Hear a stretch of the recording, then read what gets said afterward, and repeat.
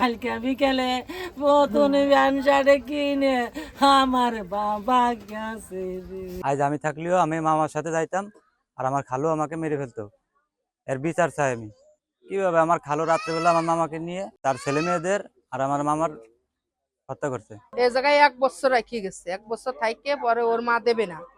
ওর মার আগে একটা সন্তান মারা গেছে বড়, এই জন্য ওর মা কইছে আমার মেয়ে আমি দেবো না, আমি বিক্রি করে খাবো। ওই মেয়ে কয় মা আমার 3টে সন্তান হইছে, আমি স্বামীর বাড়ি চলে যাই। 6 মাস আগের তে মনে করেন আমার বোন এরকম জ্বালা তাপ দিত, তোমার বোন ফুইলে অনেক মরার অবস্থা হয়ে গেছিল, বিছনায় পড়ে গেছিল, আমাকে কাউরে জানাইছিল না।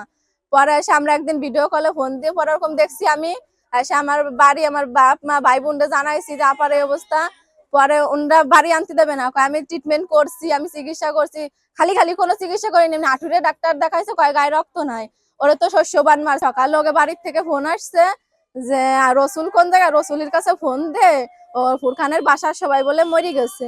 আমাকে ওই জায়গায় আর একটা লোক থাকে, সে ফোন দেওয়ার পরে লোক আমরা শিওর হয়েছি মন মালিকতা যে সময় হলো ওই সময় একটা খারাপ রাব ব্যবহার করছিল, যে তোর যদি পাতাম তোলে তোলে পেট ফেরিয়ে ফেলাতাম।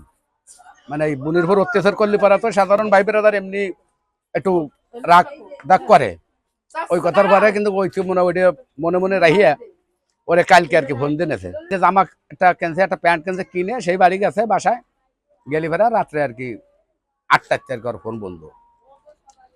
এই যে এই আমরা যেটা জানি এখন খোঁজে খোঁজে পালাম যে লাস্টে প্রথম শুনছি যে তার মাইয়া একটা মারছে, এখন দেখি যে পরে যখন এই যে মোবাইলে ছাড়ছে তখন দেখলাম যে 3 মারি ফেলাইছে মাইয়া।